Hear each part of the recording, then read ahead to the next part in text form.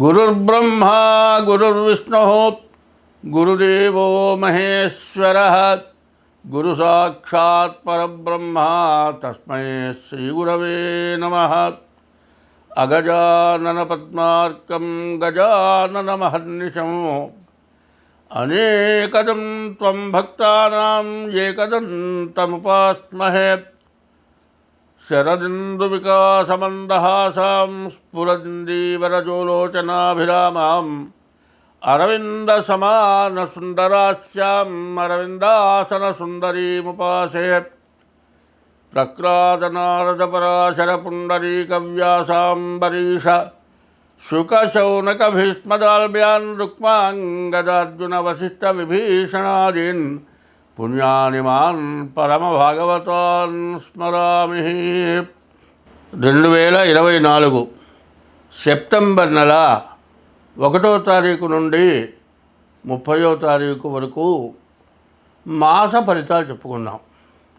అయితే ఇదంతా కూడా జాతక భాగం. జాతక భాగంలో రాశి ఫలాలు చెప్పుకుంటున్నాం. ఈ రాశి ఫలాలు ఏమిటాయంటే జన్మ నక్షత్రాన్ని బట్టి రాశి ఫలం వస్తుంది. ప్రతివాళ్ళు తన పేరును బట్టి నాది ఫలానా రాశి అండి అంటున్నారు. ఏదో ఇష్టం వచ్చిన పేరు పెట్టితే అది రాశి కాదు ఒకటి. తర్వాత జన్మ నక్షత్రాన్ని బట్టి వచ్చేదేమో గోచారం, జన్మ లగ్నం పుట్టిన టైంను బట్టి వచ్చేది గ్రహచారం అంటారు. 2 ఉంటాయి. ఈ 2 కాక 3వది పోతుందండి. కొంత మనం ధర్మమైన సంపాదన అధర్మమైన సంపాదన 2 ఉన్నాయి. అధర్మమైన సంపాదన వల్ల మనకు గ్రహచారాలు గోచారాలు వస్తున్నాయి. ఈ పాపం వల్ల బాధలు పడుతున్నాం. ఈ పాపం వల్లే సమస్యలు వస్తున్నాయి. కాబట్టి ఈ పాపం ఏమిటో ముందు ఒక్కసారి చెప్పుకుందాం. అది చెప్పుకొని మరి జాతకాలు చూపించుకోవాల్సిందే, జాతకాలు చూడాల్సిందే, దైవాన్ని పూజించాల్సిందే, దైవాన్ని నమ్మాల్సిందే. దైవం అనేవాడు ఖచ్చితంగా ఉన్నాడు. జ్యోతిష్యం అంతకంటే ఖచ్చితంగా ఉన్నది. ఇందులో లేనిది ఏమీ లేదు. 2024 సెప్టెంబర్ నెల 1వ తారీఖు నుండి 30వ తారీఖు వరకు మిథున రాశి ఫలితాలు. ఈ మిథున రాశి ఫలితాలు చెప్పుకుందాం. మిథున కన్యా మిథునయోర్ బుధ. కన్యా మిథునాలకి బుధుడు అధిపతి. అటువంటి బుధుడు రవితో కలిసి సింహలగ్నంలో ఉన్నాడు. చాలా బలంగా ఉన్నాడు. కాబట్టి ఈ రవి బాగుండటం చాలా విశేషం. ఈ రవి వల్ల ఎటువంటి పనులైనా కూడా మనకు అవటానికి అవకాశం బాగా ఉంది. నవగ్రహాల మొత్తంలోకి సూర్యుడు చాలా ప్రధానమైనటువంటి గ్రహం. అందులో సూర్యుడు సింహరాశిలో స్వక్షేత్రంలో మరి ఈ సూర్యుడు ఉండటం చాలా విశేషం. దానివల్ల మీకు మంచి ఫలితం మాత్రం వస్తుంది. కానీ సూర్యుడు శుక్రుడు తప్పితే మిగతా 6 గ్రహాలు కూడా బాగాలేవు. అయితే అంత మాత్రం చేత పూర్తిగా చెడనుకోవటానికి వీల్లేదు. అయితే మన ప్రవర్తనని బట్టి మాత్రం కొన్ని నష్టాలు జరుగుతాయి. ఎప్పుడు కూడా ప్రతివాళ్ళు ఏమి చేయాలి? పొద్దున్నే లేవాలి. అసలు లెక్క అయితే రాత్రి 12 గంటలకు పడుకొని పొద్దున్న 9 గంటలకు నిద్ర లేస్తున్నారు. ఇది పద్ధతి కాదు. రాత్రి 1 గంటకు పడుకున్నా తెల్లవారుజామున సూర్యుడు ఉదయించక మునుపు నిద్ర లేవాలి. అది బ్రహ్మ ముహూర్తం. కనీసం ఇంట్లో ఏ దేవుడి పటమైనా ఉండాలి. నిద్ర చేసేప్పుడు ఆ పటానికి దండం పెట్టి నమస్కారం చేయాలి. ఇటువంటి అలవాటు ముందు ప్రతిరోజు అలవాటు చేసుకోవాలి. అట్లాగే అది దేవుడి పటం కాలండి ముందు 2 అరిచేతులు చూసుకోండి. మరి 2 చేతుల్లో మరి లక్ష్మి సరస్వతి పార్వతి ముగ్గురు ఉన్నారు. కాబట్టి దానికి శ్లోకం చెప్పకపోయినా పర్వాలే.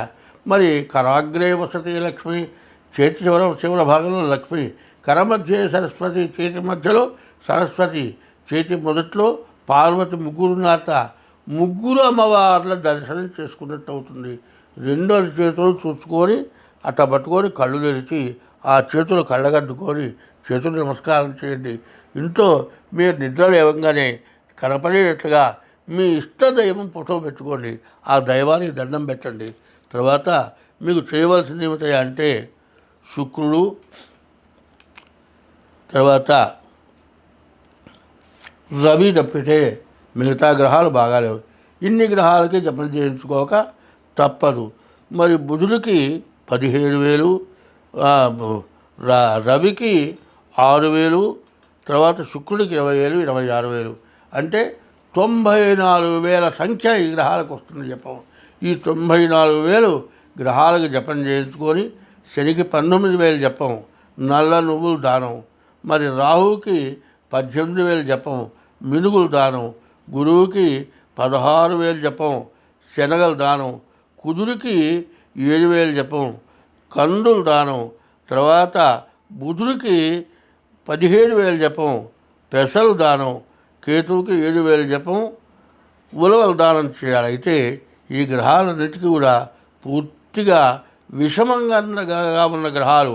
ద్వాదశాష్టమ జన్మస్థం శని అంగారకో గురు కుర్వంతి ప్రాణ సందేహం స్థానచలనం ధనక్షయం.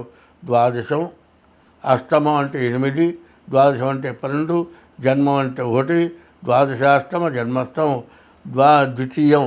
ఈ 3 రాసుల్లో ఎక్కడైనా సరే శని కానీ కుజుడు కానీ మరి కుజుడు కానీ ఉన్నట్లయితే చాలా కష్టాలు వస్తాయి, బతకడానికి చాలా కష్టంగా ఉంటుంది. అందువల్ల గురు కుజులు బాగా పూర్తిగా ఎగనిస్ట్గా ఉన్నారు. కాబట్టి ఖచ్చితంగా ఈ గ్రహాలకి జపాలు చేయించుకోవాలి, దానాలు ఇవ్వాలి. అనవసరమైన ప్రయాణాలు చేయొద్దు. యాక్సిడెంట్ అవ్వడానికి కూడా పూర్తిగా అవకాశాలు ఉంటాయి. అవసరమైన పని అయితేనే చేయండి. ఏదో సరదాగా బజార్లకు పోవటం, ఏదో ఎవరితో కలిసిపోవటం, విహారయాత్రలకు పోవటం, ఇట్లాంటి పనులు చేయొద్దు. ప్రతి అడుగు కూడా ఆచితూచి ఆలోచించి అడుగు వేయాలి. ప్రతి పని కూడా బాగా ఆలోచించి చేయండి, మీకు అన్ని విధాలా బాగుంటుంది. ప్రతిరోజు కూడా శివాలయం వెళ్ళి ప్రదక్షిణ చేయండి. ఈ గ్రహాలకి ఈ దానాలు ఇవ్వండి, మీకు అన్ని విధాలా బాగుంటుంది. స్వస్తి.